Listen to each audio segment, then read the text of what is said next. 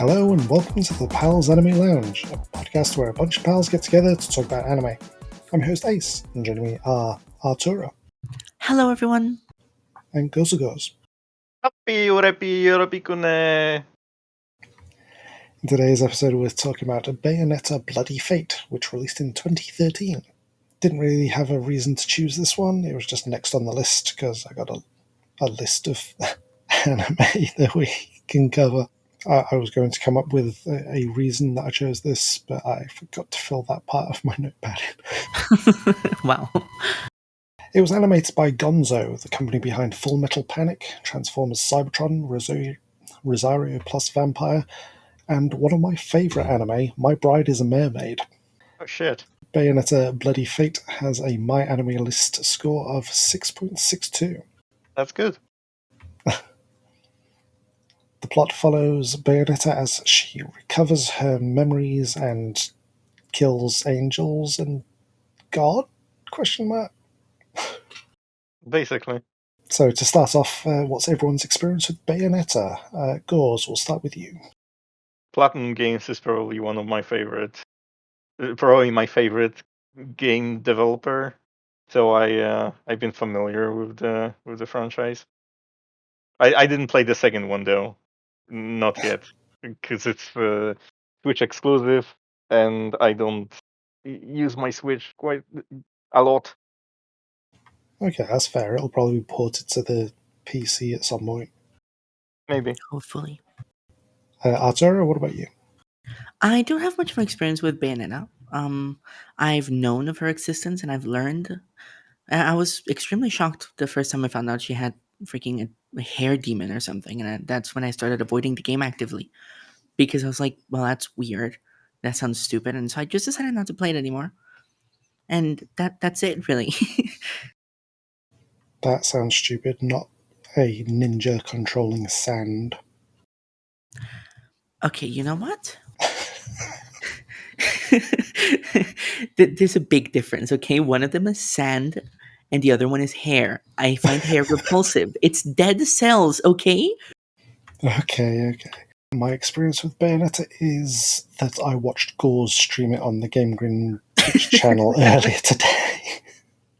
Oh, well, if we're counting our experience that way, I was watching a playthrough at double speed like a couple of hours ago.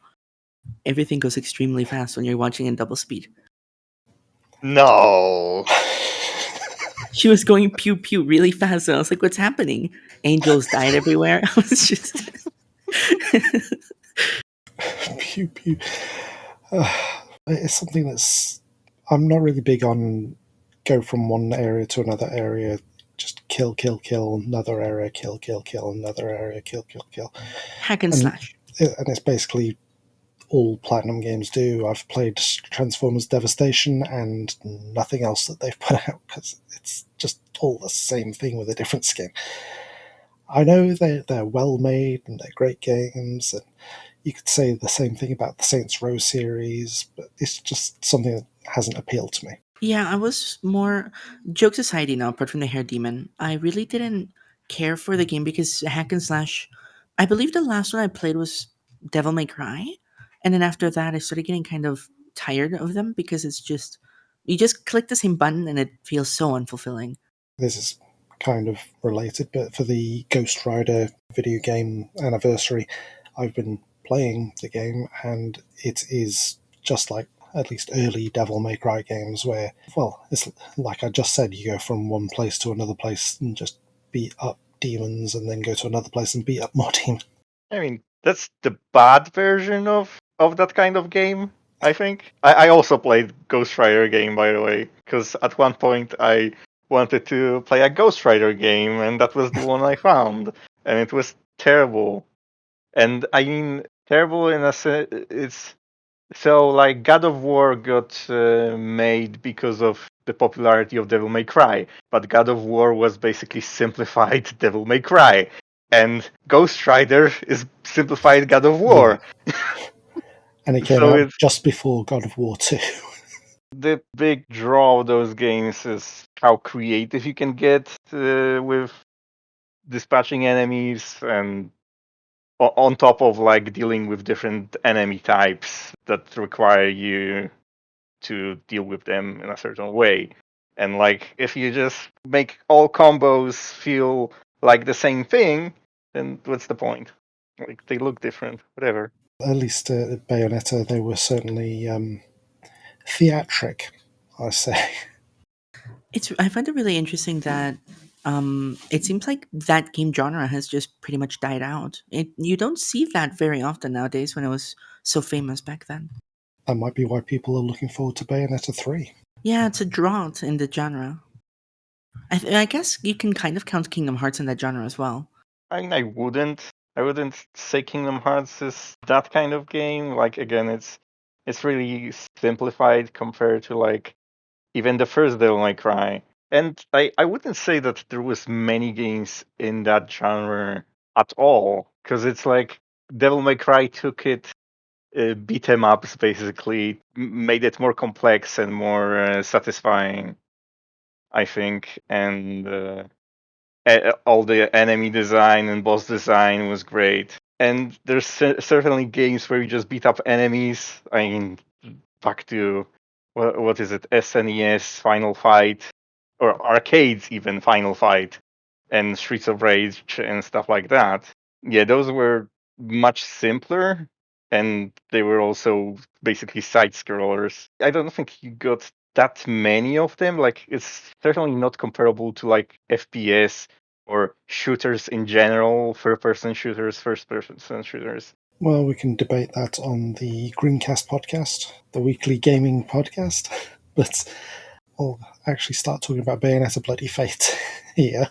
So it starts off with us getting a long expedition dump from this voiceover telling us how Bayonetta's parents were one's an angel and one's a witch, which are apparently the opposites. One's a sage and one's a witch. Sages follow light and witches darkness, and they both are supposed to keep balance. Something. Right. And they produce a child, so the man gets banished and the woman is imprisoned. In the kitchen. Oh. It had to be said. Later, we see the woman who's been imprisoned, but she's the leader of the witches, or something. Wait for a prequel. I mean, my assumption is that since this did take place, because later on we did find out that it took place 500 years later, so she must have escaped somehow. I thought she was in the lake for 500 years, or was that 300 years? Wasn't that Bayonetta? Yeah, that was Bayonetta. She was in the lake. I guess Mom was imprisoned metaphorically or something. I don't know. Didn't really matter to me. There was Mom. Well, the beginning, the explanation of their religions and all that was so much more confusing than it needed to be. I understood it as the movie went on, and I was like, oh, okay, so it's just basically good and evil.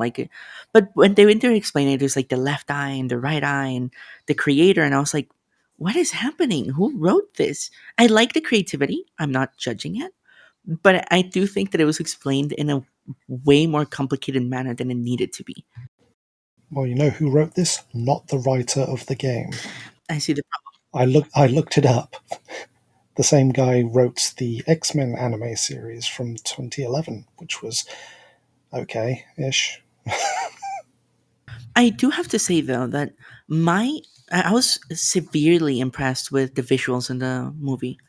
It's probably easily the prettiest one we've watched, and I really appreciated that. Yeah, can't argue there. I thought it was good until action started, and then it just didn't work for me. You don't like action in any of these things we've watched. No, I liked... What? I liked action. I wasn't sarcastic when I said I like action. You didn't like Street Fighters nor Tekkens. You didn't like Pokemons. Wait, no, that What? was I'm pretty sure I liked all of those. You didn't like the fighting scenes in Animal Crossing. There was no fighting scenes. There totally was. They were fighting for the fossil. The ones were fighting each other. They were fighting wall? Ice? Water? They were fighting water. Face first. I couldn't help notice that there was one animation that repeated several times throughout the movie, and that's when Bayonetta summoned her demon clothes, hair, whatever the hell. I think it was 2 times only. I thought it happened 3 times. I don't know. Because it's like every time she summons it, she does the same movement in the exact same way with the frames the exact way, and it's like a plain background, so they don't have to show where she currently is. Oh, Which is a genius move and it's very cinematic. It was a bad idea. I mean, whatever. Like when Power Rangers transform, they always do the same shit. Yeah, because that's a weekly show on a limited budget. I don't know. Whatever. I do have to say though that the first fight that they had against the angel, well, sorry, the Bayonetta had against the angels seemed quite fitting to the one that you see in the game. I don't know, the way it was animated. First of all, the way that her clothes were just cut off, and then she went into her demon hair clothes. Yuck. It felt really fitting, and it seemed really similar to the game, and I really appreciated that. Yeah, there was a lot of stuff taken straight from the game. There was some dialogue that was repeated, at least that first section that I saw you play, Gauze. And the way she landed on a car, it was a different person's car, but she still landed the exact same way during the fight in the same place on the car. I'm gonna say though that I don't personally mind that. I think No. I think it's something good because it's actually taking lore from the game directly rather than, just creating something new that eventually ends up feeling uncomfortable and just wrong. I mean, certain things did make me feel uncomfortable. The way she kept licking her lips and Oh my gosh, yeah. things kept turning her on while she's Constantly. summoning a demon. It's like, ugh. And apparently it's a stackable effect because she's like, I can't get any more turned on. You've reached the maximum stacks of turn on. And then she has like a handbag of stuff in her cleavage. She keeps pulling things out, and then the stuff behind her I can understand. She's like pulling out of her demon hair clothes. I love that. Yeah, her breasts are just endless pit, an endless magical bag. She just pulls everything out there. And I really like the sexual reference of the lollipop. Just very subtly put in there. Yeah, subtle. That's what this movie was. Oh, yeah. Yeah, I've described the movie in one word, subtle. I was surprised that they decided to just keep it PG after, everything else. How was it? Well, you don't see she's covered in the game as well, so I mean, yeah, they didn't show nips, but I just wondered if it's actually rated as PG. probably not. But I know what you were getting at. Yeah, I think I was specifically shocked because of both Tekken and wait, did Street Fighter show breasts? Yes. Yeah, I was just surprised of both. Like, I guess I've gotten used to seeing breasts, and I was like, wait, they're covering her with hair? Impossible. I mean, that was a different time. They're more careful with that nowadays.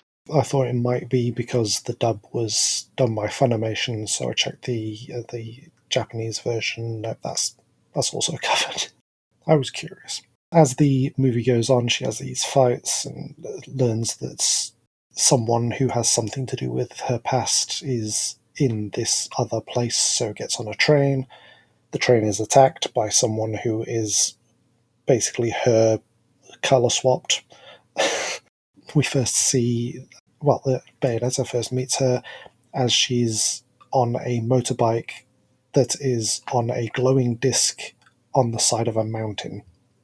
And I thought, just why bother with the motorbike at that point? You've got the glowing disc that's clearly taking you places. I mean, glowing disc just makes you sticky, makes you stick to walls. That's what happens in the game too. Yeah, that's what happens in the game, but it's not explained what this disc is in the Ah. movie. I don't think they don't really use it for running up walls and ceilings. There's another thing I wasn't sure. Do the characters appear faded in the game too? Is this a reference to anything, or was it more of a theatrical choice of showing you which character's point of view you were looking at? Because several times it changed, and Bayonetta was the one that was kind of see through, and then the other times it was Cheshire that was see through, and I was like, what? I didn't Yeah, know. it's to help you distinguish whose point of view you're seeing, because normal people can't see Bayonetta or the angels, etc. I see. I really did appreciate that. I liked it. I felt like the movie was really well made in some aspects of it. Although for most of it, I did not realize. Well, for any of it, I did not realize that Luca or Cheshire could not actually see Bayonetta, just smell her scent, because maybe I looked away at those times, but it seemed that every time we were seeing things through Luca's eyes, he could see Bayonetta. Yeah, he physically can't see her most of the time. And yet, when we first meet him in the game, she can't. He can't. I wasn't aware of He that. can't. Sorry.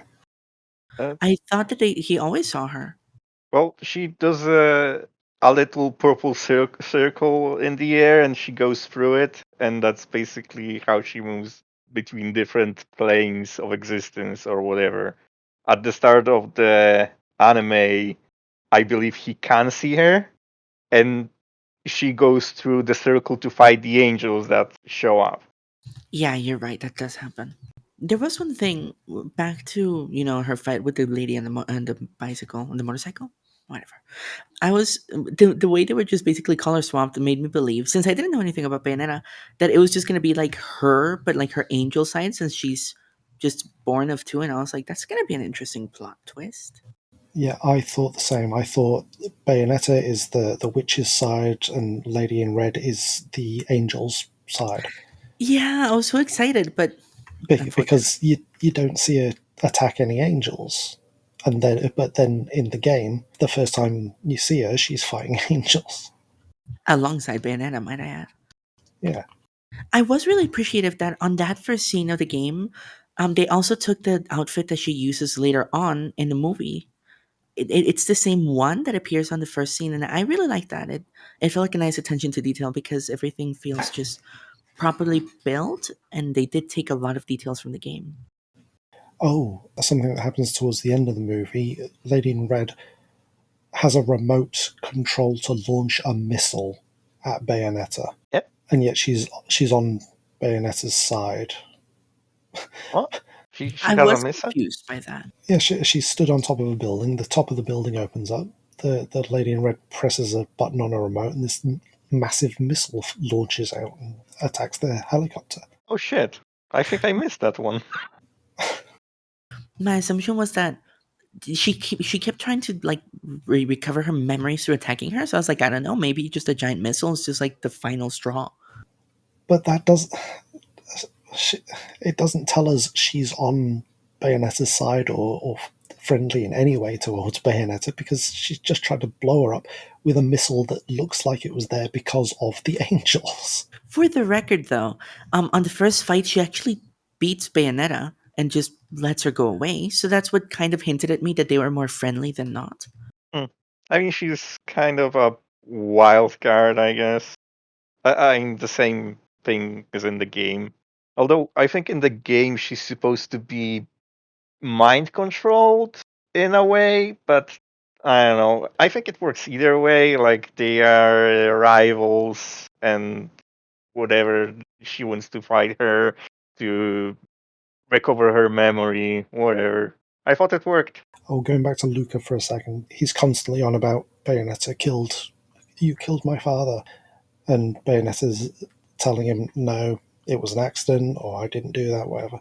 And instead of trying to talk to her about it or anything, he's constantly accusing her. If she killed your father, why has she not dealt with you in the same way? Clearly, you're an annoyance to her. I don't know. I felt like she didn't find him that annoying. I think she was more amused by his existence. And I think that was just more irritating, especially because she might have had a good reason to kill the father, in his point of view, of course. And he might just feel resentful about that. But I was confused about his like overall dynamic with her. He was trying to take pictures of her to expose her to the world, but why? Aren't witches common or like ish? Because I know the religions died around 500 years ago, which is another thing. When everyone got imprisoned, when the witch and the sage got imprisoned and exiled, apparently everything just decided to die out. So it seems like a bad idea when literally the birth of the child dictates Armageddon. But what do I know? On the whole, I thought that the movie was not written very well. The story doesn't make sense. The dialogue is awkward and it's trying to be witty, but it's just not. Just falls flat a lot of the time. Oh, about the like witches and exposing to the public, whatever. I thought that's like this magical stuff is supposed to be like hidden. I mean, because of the two planes of existence where normal people can't see the angels, just that stuff explodes, basically. I guess it wasn't just very well shown that normal people that there's a normal world out there that's But see, not concerned with this stuff. what confuses me is that at the beginning and near the beginning of the movie, they start talking about the sages that are committing suicide and are sacrificing themselves to the god of creation. So that led me to believe that the religions are still standing, and they're more, like accustomed to magic. So that's what was very confusing and just not very well explained. That plot actually never went anywhere. No, it didn't. Like the god never actually rebirthed, and I don't think they stopped it. Did they? They killed it. No, they didn't. I think that thing where Bayonetta became one eye and Dad became the other eye, that was the god, I think. Yeah, that was it. That was it. Again, so much stuff is not actually explained. And it took until I was watching you play the game, Gauze, that I realised that there are like demons, devils in this world. Hmm. I thought that the witches were like the quote unquote evil of the against the angels, not just a like third faction. Because the guy who runs the bar, he's a demon or suggested to be a demon, but in the movie, I had no idea about that. Yeah, no, I had. I'm assuming, I guess the eye is supposed to be indicator, but nothing was really explained properly. I only really knew that the demons existed because of her hair demon, which is also another thing. Do they control demons or? Yeah, how did she get that thing? Is it joined to her, or is it possessing her? Or, I think she uses her hair to summon demons. Doesn't the other girl do too? She has one too, no? yes, Yeah, So what? A lot of things were just unexplained. However, despite that, I actually did quite enjoy the movie.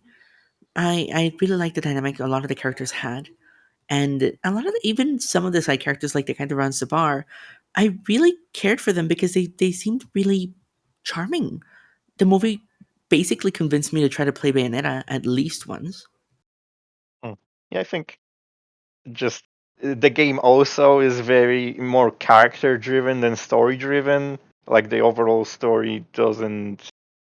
I mean, it's the story to hang gameplay on, and it's more about characters and the character development or Bayonetta specifically. So like I wasn't bothered that stuff wasn't explained. Like and also you know that I like schlock, so if something doesn't make sense, I don't try to dig deeper and try to understand it. It's just this happens now, and that's what it means for this character.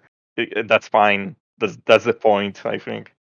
Yeah, and for the record, I didn't fault the movie too much because I felt a lot of this was probably explained in the games, and I felt it was more my mistake for jumping into the movie first rather than vice versa. Because I don't think the intended form of experiencing this media is watching the movie and then playing the game, but more like an extension to the game. So I didn't really fault the movie too much for not explaining these things. I faulted more myself for not knowing. okay. Well, I'll ask, like I ask every episode, was this a good adaptation? Yes. I think, yeah. Not only did it take all the lines from the games, well, not all, of course, but some lines from the games, but the fight scenes felt really similar to what you get to see in a game. So I definitely think so. Yeah. Under this heading, I actually wrote, I hope it's not that this was not a good adaptation because apparently people love these games. How do you feel? I didn't really like this movie. I mean, I think people like the movie, those games, and this specific niche genre in general because of the weird, crazy stuff that happens. I think that's the draw. And I thought that the movie delivered on that. I mean, demons summoned with hair, clothes made with hair, hair that are just hair, and hair on the chest of a demon who owns a bar. I don't know if he had chest hair. I just made that up to make it more compelling. Because he was bald. Hair that's missing. Okay, well, we'll finish things up with, do you think it's a thumbs up, a thumbs down, or a meh? Artur? You're gonna hate me for this, but a thumbs up. I don't hate you for having an opinion. Gorz?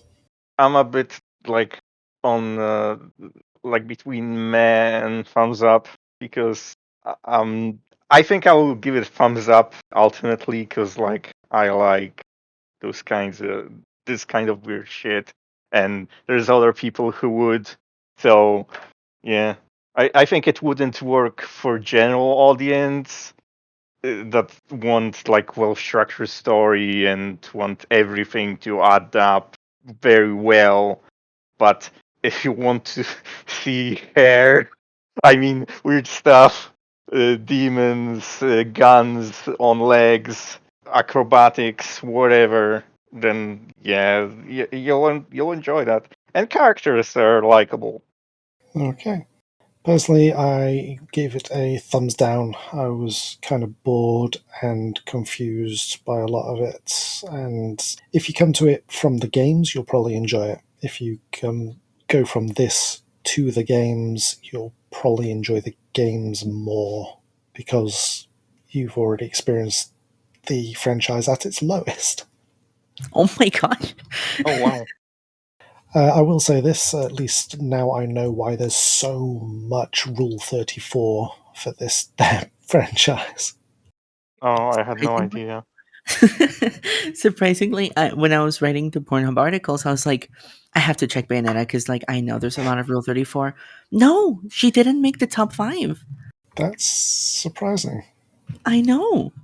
I know. I didn't find the game to be that. Obscene. It's I don't know how to describe it. It had it had lots of innuendo and it was shameless about a lot of stuff, but it didn't. It wasn't attracted to me like erotica can be in that way. It was it was weird stuff, and I enjoyed that creative voice of Hideki Kamiya, who just thought, "Fuck it, I'm gonna do naked woman innuendo hair." It always comes down to hair. Okay, well, thank you for listening to the Pals Anime Lounge, and that's it. Thank you for subscribing wherever you found this episode. You can find more from us on GameGrin.com, find us on social media, or listening to the Grincast podcast. And until next time, game on.